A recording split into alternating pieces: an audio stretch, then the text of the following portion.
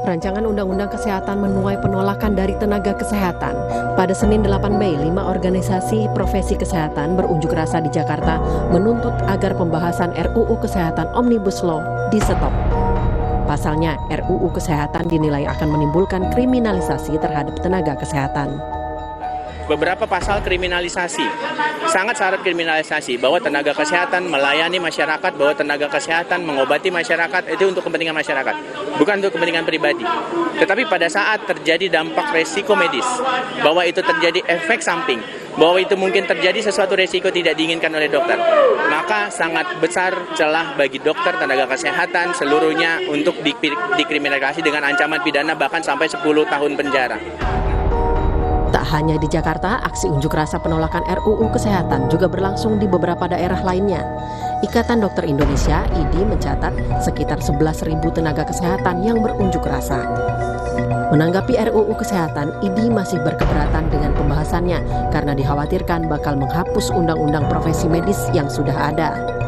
Di posisi IDI, PDGI, PPNI, IDI, IAI, selama ini sudah jelas membantu negara. Pandemi sudah jelas. Bapak Menteri sendiri bersama Presiden sudah memberikan sebuah apresiasi juga kepada teman-teman tenaga medis dan tenaga kesehatan. Ini sebuah penghormatan yang sekaligus kita berharap bahwa eksistensi organisasi profesi di dalam sebuah undang-undang tidak dieliminir, bahkan kemudian tidak dihilangkan. Sementara, Menteri Kesehatan Budi Gunadi Sadikin menjelaskan RUU Kesehatan merupakan bagian dari reformasi kesehatan nasional seperti yang sudah berlaku di negara lain, salah satunya terkait pembiayaan di sektor kesehatan. Karena kesehatan itu dekat dengan nyawa. Jadi kita udah lihat di Amerika itu komoditas politik, akhirnya jadi pembicaraan politik, bukan jadi pembicaraan kesehatan dan fokus bagaimana membiayai kesehatan masyarakat dengan sebaik-baiknya. Tapi kalau kita tidak hati-hati mendesain sistem pembiayaan kesehatan kita, nanti akan meledak.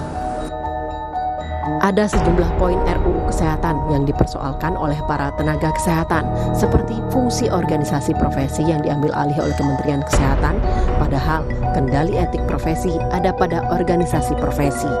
Selain itu, tenaga kesehatan bisa kena sanksi pidana 3-5 tahun bila ada kelalaian, dan tenaga kesehatan bisa dituntut ganti rugi oleh pasien. Meski demikian, isi dari RUU Kesehatan ini dapat saja berdampak melindungi masyarakat. Mengingat sebelumnya banyak informasi beredar soal kelalaian tindakan medis, juga dugaan malpraktik yang masih diselidiki polisi. Sebagai informasi, pemerintah telah memasukkan RUU Kesehatan sebagai prolegnas di tahun 2023. Ini artinya RUU Kesehatan ditargetkan akan disahkan di DPR pada tahun ini. Draft rancangan Undang-Undang Kesehatan ini telah disahkan sebagai inisiatif DPR pada Februari 2023 lalu. Tim Liputan Kompas TV.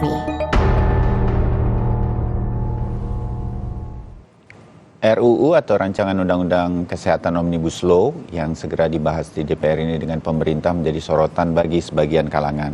Bahkan sudah memunculkan aksi unjuk rasa penolakan dari para tenaga kesehatan atau nakes hari Senin lalu. Karena jika RUU ini dilanjutkan, dinilai nantinya akan terjadi kriminalisasi terhadap para tenaga kesehatan di Indonesia. Namun sebenarnya, apa untungnya RUU Kesehatan ini bagi masyarakat yang baru dan yang sedang akan dibahas ini, juga bagaimana perlindungan profesi para tenaga kesehatan, apakah betul-betul dibahas, di-cover dengan jelas jika RUU Kesehatan ini nanti berlanjut pembahasannya dan akan menjadi undang-undang. Segera kami bahas bersama para narasumber yang hadir secara daring untuk Sapa Indonesia Pagi. Ada juru bicara Kementerian Kesehatan Republik Indonesia, Muhammad Syahril, Ketua Umum PBID, Adib Humaydi, juga ada anggota Komisi 9 DPR RI, Darul Siska. Pak Darul, Pak Syahril, Dr. Adib, Assalamualaikum warahmatullahi wabarakatuh. Masih bulan Syawal, maaf lahir batin. Warahmatullahi wabarakatuh. Ya, Dr. Adib, persisnya apa sih yang dikhawatirkan di dalam undang-undang ini bagi para tenaga kesehatan sehingga kemudian muncul penolakan sampai aksi unjuk rasa yang hari Senin kemarin berlangsung di Jakarta. Dr. Adib? Ya, jadi Mas Bayu, sebenarnya komponen yang ada di dalam rancangan undang-undang kesehatan ini adalah sebuah undang-undang yang lex generalis gitu loh. Kalau kita mengacu ini pada sebuah perbaikan daripada Undang-Undang Nomor 36 Tahun 2009, maka tentunya bahasa di dalam pembangunan sistem kesehatan itu ada sistem pembiayaan, sistem pelayanan, dan kemudian sistem pendidikan. Kait dengan masalah kriminalisasi dan organisasi profesi ini adalah sebuah bagian yang sebenarnya sudah existing di dalam Undang-Undang Lex Spesialis, di Undang-Undang Praktek Kedokteran, terus kemudian di dalam Undang-Undang Kesehatan ini menjadi masuk di dalam sebuah Undang-Undang Lex Generalis gitu. Karena kita tahu bahwa Undang-Undang Praktek Kedokteran, Undang-Undang Keperawatan, Undang-Undang Kebidanan itu ada Undang-Undang Lex Spesialis tuh. Pembuatan di dalam Undang-Undang Lex Spesialis itu adalah protecting the people, guiding the doctor.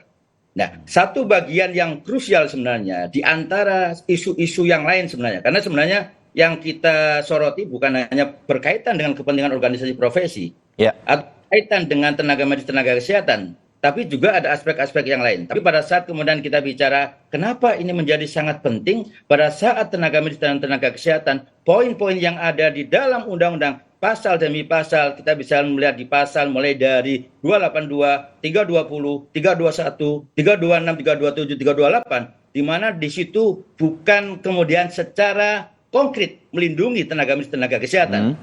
Kemudian membuat tenaga medis, tenaga kesehatan akhirnya merasa tidak aman di dalam menjalankan pelayanan kesehatan. Dan ini akan berdampak pada hal-hal yang lain. Dan bukan hanya dampak pada kita saja, dampak kepada masyarakat juga. Itu yang perlu diperhatikan itu. Oke. Kita dapat sedikit bayangannya sebagai awam begitu, mengikuti saja hal-hal semacam ini secara cepat kan kemarin. Pak Sahril, apa yang disampaikan Dr. Adib ini ada benarnya atau bagaimana menurut Kementerian Kesehatan? Sebetulnya kan sudah ada undang-undang yang jelas mengenai hal itu. Kira-kira begitu ya Dr. Adib, kenapa kemudian disatukan lagi di sini sehingga nanti malah jadi terlalu banyak hal begitu? Kira-kira saya menangkapnya begitu. Dr. Sahril? Ya, terima kasih. Jadi dalam proses ketatanegaraan kita sudah mengenal di mana DPR ini kan punya hak inisiatif ya. Untuk melakukan undang-undang, merancang undang-undang dan seterusnya. Jadi inisiatifnya dari DPR ya, Pak Sahril? Dari DPR, bisa dilihat di webnya DPR. Jadi DPR berinisiatif ada 9 undang-undang itu yang disimplifikasi ya. Artinya ada undang-undang yang tahun 1984 tuh, undang-undang wabah dan pencegahan penyakit menular, undang-undang praktek kedokteran dan seterusnya. Nah di situ ada yang tumpang tindih dan sebagainya. Nah sekarang melalui inisiatif DPR itu dilakukan suatu simplifikasi. Nah simplifikasi ini tentu saja melalui proses Mas Bayu. Ada Balek melakukan dengar pendapat dengan OP termasuk ID dan akhirnya disahkan. Ini 15 Desember sebagai program legilisasi nasional prolegnas DPR dan disampaikan kepada Bapak Presiden dan akhirnya dibahas oleh pemerintah. Dan tentu saja pada saat Balek itu membuat satu draft, itu sudah melibatkan banyak termasuk OP dan ID. Dan begitu dilempar ke Presiden dan Kementerian Kesehatan, dalam waktu sekitar 3 minggu, kami punya kewajiban dengar pendapat, hearing, ya, melalui macam-macam. Melalui web, melalui diskusi, FGD, dan seterusnya. Dan melibatkan seluruh termasuk ID dan sebagainya. Nah disitulah kita menampung semuanya yang disebut dengan daftar inventarisasi masalah yang sejumlah 3020 yang kita saat ini masukkan ke DPR untuk dilakukan pembahasan di tingkat itu. Nah tentu saja proses ini sebetulnya ya harus kita hargai sama-sama sebagai upaya bersama. Nah kalau ada satu pasal yang atau 2 pasal, 3 pasal yang tidak cocok dan sebagainya, saya kira ada ruang ya untuk dibahas. Ya, tapi khusus yang tadi dikatakan Dr. Adib, Kementerian Kesehatan juga melihat usulan-usulan ini ada baiknya sedemikian rupa dan kemudian kalau ada kekurang setujuan dari ID atau tenaga kesehatan bahwa sebenarnya undang-undang untuk perlindungan dan lain-lain ini bisa sedemikian rupa nanti lebih mengemuka lagi, itu secara umum Kementerian Kesehatan terbuka kemungkinan-kemungkinan itu, begitu ya? Ya, sebelum Mas Bayu, mungkin kami satu lagi tambah sedikit ya. Jadi khusus yang tadi disampaikan dalam Undang-Undang Perlindungan Tenaga Kesehatan, justru di Undang-Undang Praktek Kedokteran, Undang-Undang Rumah Sakit dan Undang-Undang Tenaga Kesehatan, pasal-pasal yang ada di sana sangat sedikit yang menyebutkan perlindungan hukum bagi tenaga kesehatan. Tapi melalui rancangan undang-undang itu banyak sekali yang kita sempurnakan, kita lindungi betul. Salah satunya begini, apabila tenaga kesehatan, dokter juga melakukan suatu kelalaian atau kesalahan dalam profesinya di rumah sakit, maka tidak serta-merta dia harus dipidanakan. Harus melalui profesi dulu. Kemudian profesi harus ada juga mediasi yang menyelesaikan masalah di luar pengadilan. Dan satu lagi kami tambahkan, pasal perlindungan khususnya bagi tenaga kesehatan, dokter yang sedang pendidikan. Kita berikan perlindungan. Di dalam pasal sebelumnya tidak ada. Jadi, kami simpulkan kalau RUU ini sebetulnya menyempurnakan, melengkapi agar kita semua memang mendapatkan lebih baik gitu ya. Sebelum ke Bang Darul, saya ada tanggapan Dr. Adib berkaitan dengan poin-poin positif tadi yang disampaikan Pak Syahril. Jadi Mas Bayu, pada saat kita membaca sebuah undang-undang, maka kita nggak bisa membahasakan dengan bahasa normatif. Gitu. Apa yang disampaikan Pak Syahril itu bahasa normatif yang kalau kita lihat di undang-undang, di yang pasal-pasal yang tadi, pasal 282 disebutkan bahwa setiap tenaga medis, tenaga kesehatan berhak mendapatkan perlindungan hukum. Tetapi di pasal 187 ayat 2 disebutkan bahwa rumah sakit tidak dapat dituntut di dalam melaksanakan penyelamatan nyawa. Nah ini kan dua hal yang sangat kontradiktif. Padahal yang menyelamatkan tenaga medis, tenaga kesehatannya. Kenapa tidak dibuat norma konkret gitu loh. Dan ini kemudian di dalam pasal 326. Jadi apa yang normatif disampaikan oleh Pak Syahril tadi tidak masuk di dalam sebuah redaksi. Di dalam norma konkret yang kemudian di 326, 327 pasien berhak meminta ganti rugi. Pasien kemudian walaupun sudah melaporkan kepada kelompok disiplin, ya majelis disiplin, tapi masih bisa dituntut. Nah, ini sebuah hal yang sebenarnya buat kami adalah bahwa undang-undang ini yang seharusnya sebagai bagian perlindungan hukum dan kepastian hukum buat tenaga kesehatan, jadi tidak ada. Jadi yang normatif yang tadi disampaikan itu tidak diterjemahkan di dalam pemahaman hukum yang ada di dalam isi-isi pasal yang ada dalam undang. Ya. Boleh Pak Bayu. Silakan Pak Syahril. Jadi gini, menarik ini. Saya bilang gini Pak Adib, mungkin tadi saya ngomong normatif. Tapi kalau Pak Adib atau masyarakat membaca daftar inventarisasi masalah, itu jelas ya ada pasalnya. Contoh, pasal 282 ayat 1 huruf A ya. Ini mengatakan tenaga medis dan tenaga kesehatan dalam menjalankan praktek berhak mendapatkan perlindungan hukum sepanjang melaksanakan tugas sesuai dengan standar profesi, standar pelayanan profesi, dan standar prosedur operasional dan etika profesi serta kebutuhan kesehatan pasien. Jadi kalau Pak Adib dan teman-teman membaca dalam DIM itu ya tidak ada yang normatif lagi, semuanya sudah ada pasal per pasal. Konkret sekali. Kalau mau dibuka boleh dilihat ya.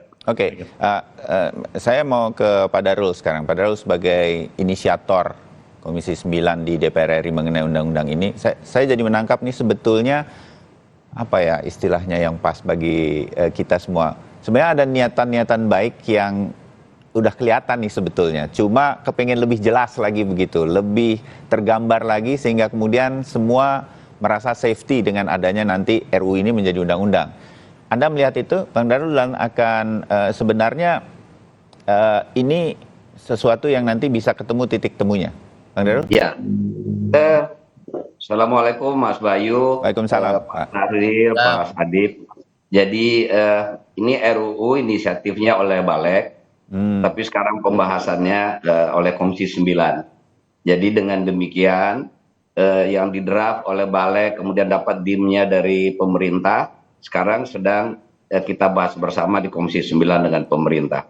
Saya kira prinsip DPR membuat undang-undang ini adalah dalam rangka menjamin kemaslahatan bagi masyarakat, bagi tenaga kesehatan, bagi tenaga medis, bagi produsen obat, produsen alat, pokoknya semua stakeholder yang terkait dengan kesehatan, seyogianya kita dapat berikan perlindungan dan kenyamanan sehingga kondisi dan situasi untuk menciptakan suasana yang lebih baik bagi pelayanan kesehatan di masa yang akan datang bisa kita lakukan.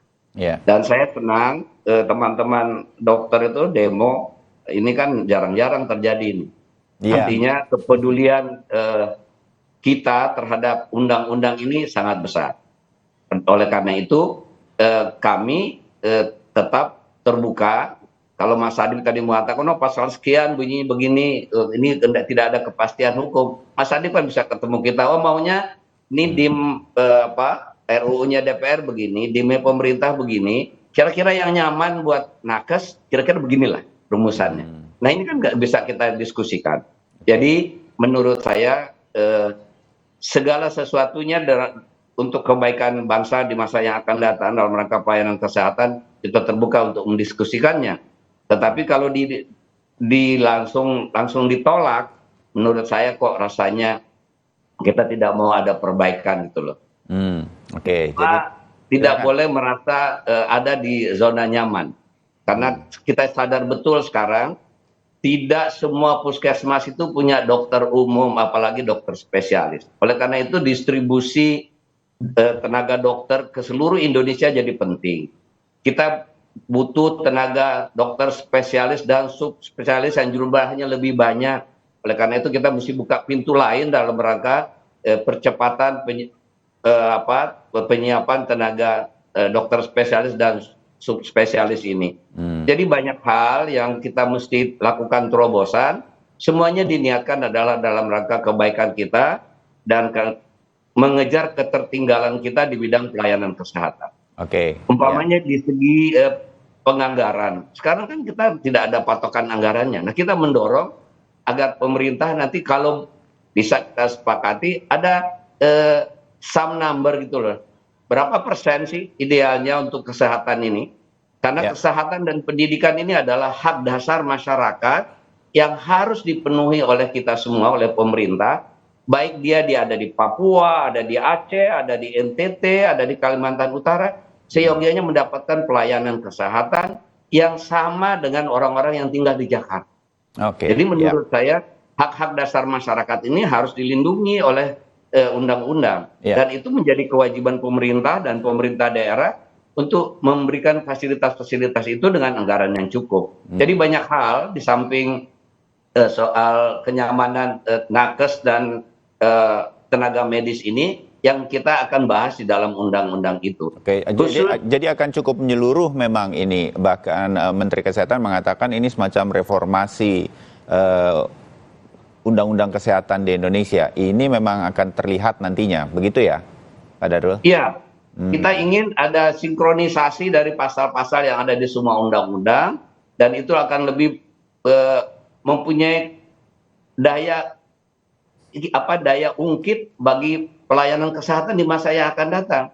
Jadi Mas Adib saya kira tidak perlu terlalu khawatir, pintu terbuka untuk kita menyelamatkan atau merumuskan pasal-pasal yang Mas Adib anggap umpamanya ini kami kurang nyaman dengan pasal ini, kira-kira kepastian hukumnya boleh nggak pasalnya begini. Sejauh itu ada norma hukumnya dan tidak bertentangan dengan undang-undang yang lain, semuanya kan kita bisa buat. Namanya juga Pak Darul, berhubung tadi Pak Darul juga mengatakan perlindungan terhadap publik begitu ya, mungkin juga mewakili pemirsa Kompas TV yang menyaksikan obrolan kita. Nah, dan juga ada Dr. Adib dari IDI, juga Pak Sahril hari ini. Kan apakah nanti dalam RUU kesehatan ini yang nanti akan menjadi undang-undang juga sudah terlindungi hak-hak kami sebagai masyarakat ketika mendapatkan dalam berbagai kasus yang sering kita angkat di dalam media, Dr. Adib dan Pak Sahril juga sering kami undang untuk ini, ada dugaan malpraktek dari profesi kedokteran atau dengan segala respek terhadap profesi ini begitu, dan kita sangat membutuhkannya. Nah, hal semacam ini juga akan terlihat jelas sedemikian rupa bahwa hak-hak dari masyarakat untuk memperjelas situasinya sedemikian rupa kalau ada kaitan-kaitan dengan masalah dugaan malpraktek ini juga akan dibahas atau bisa terwakili di sana, Pak Darul? Iya. Kita akan di situ akan mengatur juga apa dan hak kewajiban masyarakat untuk mendapatkan pelayanan kesehatan yang baik. Hak dan kewajiban tenaga kesehatan dan tenaga medis. Semuanya ini kan harus seimbang. Ada hak masyarakat, ada hak juga hak tenaga medis dan tenaga kesehatan. Nah, dalam rangka keseimbangan inilah yang kita perlu membuat rumusan-rumusan sehingga masyarakat juga merasa nyaman, kemudian tenaga medis dan tenaga kesehatan juga merasa dapat perlindungan hukum yang pasti di dalam melaksanakan profesinya. Jadi semua ini tidak bisa dilihat dari satu sisi, kita mesti lihat dari kepentingan kita dari semua stakeholder, terutama masyarakat, tenaga kesehatan, tenaga medis, dan rumah sakit, fasilitas pelayanan kesehatan, semuanya ini kan harus diatur dengan baik secara seimbang begitu loh. Tidak boleh tidak boleh ada yang kemudian dirugikan. Di titik ini ya, Dr. Adib, ada kekhawatiran, kemungkinan kalau saya baca di beberapa artikel online sebelum kita ngobrol pagi hari ini kan, kekhawatiran dikriminalisasi dan lain-lain berkaitan dengan profesi dokter ketika menjalankan profesinya. Di titik ini juga akan krusial. Dr. Adib? Jadi Mas Bayu, pada saat kemudian kita bicara di dalam pembuatan regulasi undang-undang, ada sekarang undang-undang lex spesialis sebenarnya. Di undang-undang praktek kedokteran keperawatan, yang begitu banyak pasalnya. Undang-undang keprofesian itu, konsepnya adalah protecting the people, guiding the doctor, guiding the nurse, guiding the midwife, dan sebagainya. Nah, inilah yang kemudian di dalam Omnibus Law ini, dari 4 undang-undang profesi tadi, disimplifikasi hanya 4 ayat di pasal 314. Kemudian penjelasannya lompat ke 475. Penjelasan itu hanya beberapa ayat terkait dengan kedudukan organisasi profesi. Tapi tugas daripada profesi, bukan hanya organisasinya saja, profesi seorang dokter, hak dan kewajiban seorang dokter, pembinaan dan sebagainya, itu yang di dalam undang-undang keprofesian tadi, itu semuanya akan hilang. Karena ini menghilangkan dari 4 undang-undang yang selama ini sudah melakukan sebuah upaya penjaminan keamanan kepada pasien-pasien. Jadi sampaikan, mohon izin mungkin Bang Darul, apa yang disampaikan Bang Darul tadi, dalam konsep yang ada di dalam isi undang-undang, di mana kemudian menghilangkan undang-undangnya existing, ini akhirnya nggak menjawab. Jadi kalau bisa saya katakan banyak substansi tadi, bukan hanya perlindungan saja Mas Bayu, substansi mengenai data kesehatan yang itu bisa kemudian masuk dalam sistem informasi yang ada di luar negeri, bicara tentang masalah transplantasi yang tidak perlu mendapatkan persetujuan dari pendonor, dan bicara terkait dengan masalah yang berkaitan dengan tadi anggaran sudah tidak ada, padahal Presiden pernah mengatakan bahwa anggaran kesehatan akan dinaikkan 10%. Terus kemudian bicara terkait dengan STR seumur hidup, di mana penjaminan di dalam undang-undang atau regulasi menjamin untuk masyarakat. Nah, inilah yang kemudian menjadi sebuah hal yang menurut substansi tadi yang ada, mari kita duduk bareng. Jadi mohon izin Bang Darul, bahasanya kami bukan tolak, tapi tunda dulu pembahasan, ayo kita duduk bareng, karena banyak substansi di dalam undang-undang kesehatan. Karena ini kepentingan adalah untuk rakyat, mari kita duduk bareng, kita bahas bareng, jangan buru-buru ini diketok, yang bukan tidak mungkin akan menimbulkan berbagai hal yang kemudian menjadi damage, dan itu terjadi pada masyarakat. Iya, Nah, ini yang nanti mudah-mudahan di ujung akan, mudah-mudahan saya ingat, kalau nggak boleh juga diingatkan, apakah ini kemudian nanti akan dilanjutkan atau buru-buru atau enggak, Bang Darul, dan segala macam berkaitan itu. Tapi satu, mengenai perlindungan nakes dan juga masyarakat yang menjadi semacam titik krusialnya di undang-undang ini, mudah-mudahan bisa kemudian dibahas lebih rinci nanti. Satu, mengenai perlindungan. Yang kedua, nanti mengenai organisasi profesi kedokteran. Itu menjadi salah satu yang kemudian juga diturunkan oleh para nakes ketika berunjuk rasa kemarin hari Senin. Kita akan bahas bagian kedua. Tetap bersama kami.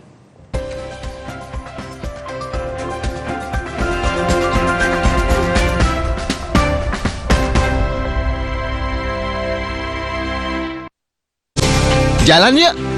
Usia nambah, gerak susah ya. Kesehatan sendi harus diperhatikan. Rajin gerak badan tak berlebihan. Bila perlu, minum Wellmove. Diproduksi dengan teknologi modern, higienis, dan halal. Wellmove, bergerak itu nikmat. Untuk membantu atasi capek, pegal, dan nyeri otot, pakai Hotin Cream. Kalau untuk meredakan nyeri sendi, rematik dan keseleo, nah, itu pakai Hotin DCL baru. Bahan aktif DCL-nya efektif mengobati rematik, linu, dan nyeri sendi. hotnya Hotin banget deh. Ini bukan film. Ini iklan yang dibikin ala film banget. Buat nunjukin banyak yang bisa ditonton. Bisa langganan semua aplikasi streaming, dapat kuota juga. Langganannya bisa pakai pulsa atau e-wallet. Pakai Telkomsel, buat nonton semua. Langganan sekarang di My Telkomsel. Saat Stimono dibuat oleh produsen yang menjamin seluruh proses produksinya, itulah kenyamananku menggunakan produk yang bermutu dan halal. Hai, kita sekeluarga lagi ada di Festival Rumah Kue Ciptada nih. Pertama kita nyobain pesta gigi yuk, gratis loh. Terus ikutan Zumba. Kita lanjut